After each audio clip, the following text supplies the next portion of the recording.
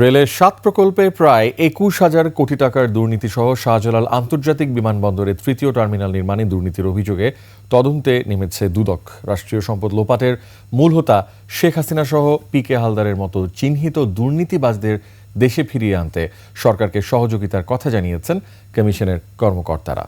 সুমাইয়া খানের রিপোর্ট। প্রায় ২১,০০০ কোটি টাকার ডেমো ট্রেন প্রকল্প সহ রেলের ৭টি প্রকল্পের দুর্নীতি অনুসন্ধানে রেল ভবনে যান দুর্নীতি দমন কমিশনের কর্মকর্তারা। রাষ্ট্রীয় সম্পদ লোপাটের মূল হোতা শেখ হাসিনা সহ পিকে হালদারের মতো চিহ্নিত দুর্নীতিবাজদের দেশে ফিরিয়ে আনতে সরকারকে সহযোগিতা করার কথাও জানান দুদক। বাংলাদেশ রেলওয়ের লোকোমোটিভ ইঞ্জিন ক্রয়,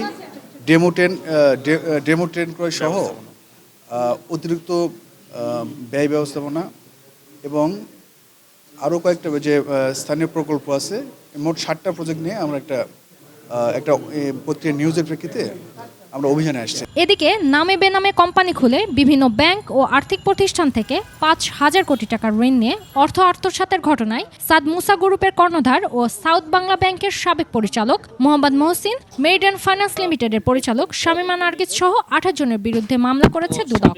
double million offer Walton fridge কিনে পেতে পারেন ২০ লক্ষ টাকা, রয়েছে কোটি কোটি টাকার নিশ্চিত উপহার। ন্যাশনাল ব্যাংক লিমিটেডের পরিচালনা পর্ষদের কর্মকর্তাদের বিরুদ্ধে পরস্পর যোগসাজশে নিজেরা লাভবান হয়ে বা অন্যদের লাভবান করে প্রতারণা, জালিয়াতি, বিআরপিডি সার্কুলার অমান্য করে উদ্দেশ্যমূলকভাবে ঋণ প্রস্তাব দ্রুততম সময়ে অনুমোদন করে মহসিন কর্তৃক ৪৫৯.৫০ কোটি টাকা আত্মসাতের অপরাধ প্রাথমিকভাবে প্রমাণিত হয় মামলা রুজুর সিদ্ধান্ত গৃহীত হয়েছে।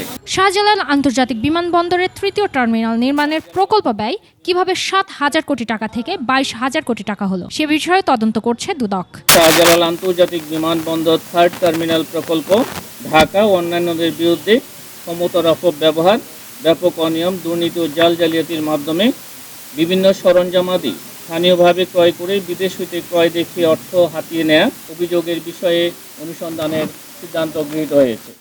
সুমাইয়া খান, ২১ টেলিভিশন, ঢাকা।